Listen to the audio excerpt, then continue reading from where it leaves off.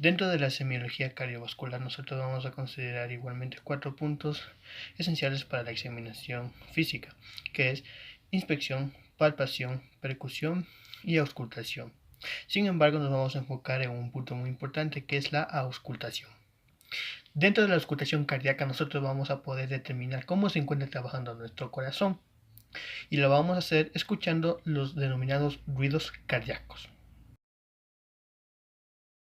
La bibliografía nos comenta que existen 4 ruidos cardíacos: R1, R2, R3 y R4. Con respecto a los dos primeros, estos suelen ser los normales que debemos escuchar. Los dos últimos suelen darse en ciertas circunstancias que veremos a continuación. Con respecto a R1, este ruido se debe al cierre de las válvulas atrioventriculares, es decir, la válvula mitral y la válvula tricuspidia. Este ruido es grave y suele indicar el inicio de la sístole. R2 se debe al cierre de las válvulas sigmoideas, que son la válvula aórtica y la válvula pulmonar. R2, en comparación a R1, es un sonido agudo y de una duración breve.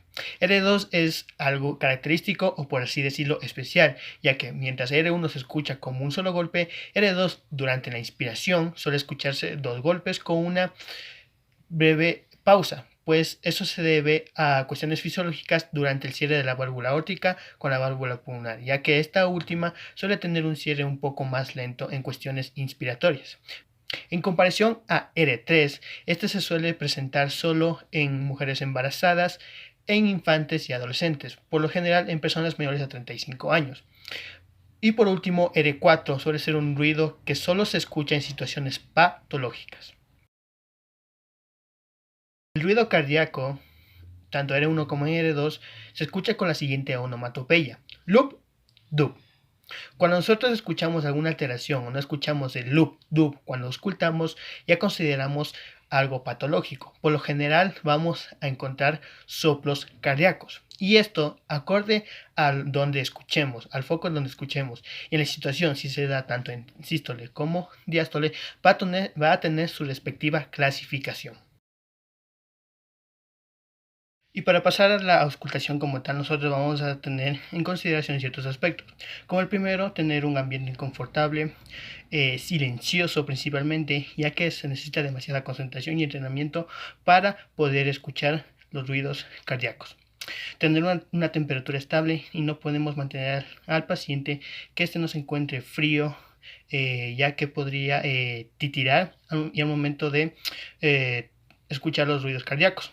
Y es importante, incluso antes de colocar la campana o el diafragma del estetoscopio al pecho, tenemos que calentarlo por medio de nuestras manos, y a su vez al momento de tomar cada foco cardíaco hay que tratar de colocarlo suavemente y escuchar con mucha concentración. Y al momento de cambiar a otro foco, no hay que rozar con la piel el diafragma, ya que esto nos va a dar ruidos añadidos o adventicios que nos puede hacer confundir con alguna patología, cuando realmente el paciente puede estar en condiciones normales.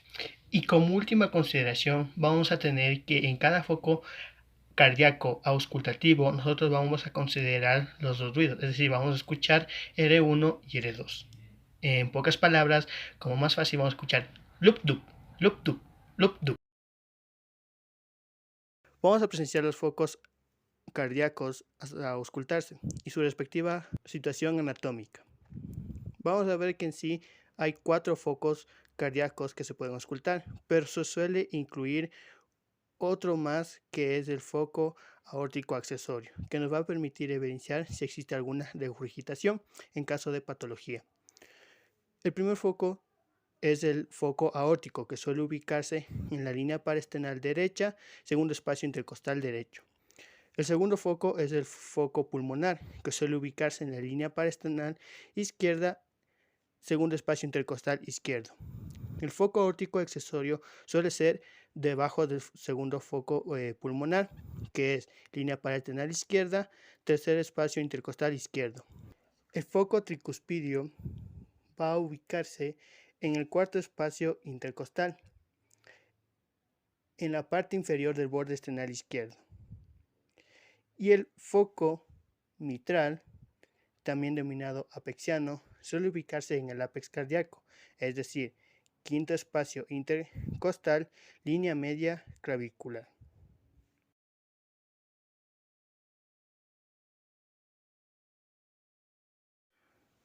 A continuación vamos a ver el proceso de auscultación. Como se había mencionado anteriormente, es importante calentar el diafragma para evitar escalofríos por parte del paciente. Colocar la diafragma o la campana en los focos ya mencionados anteriormente, sin arrastrar al momento de cambiar de foco cardíaco, ya que esto nos va a poder confundir con cada ruido mencionado ya anteriormente e incluso añadirnos ruidos adventicios. Vamos a ver con el foco aórtico.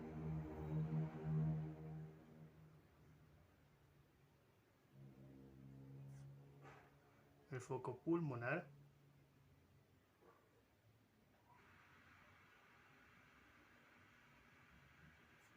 El foco aórtico accesorio.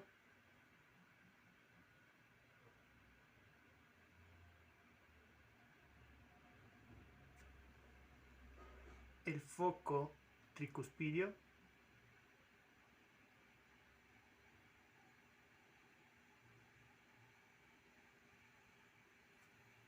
Y el foco mitral.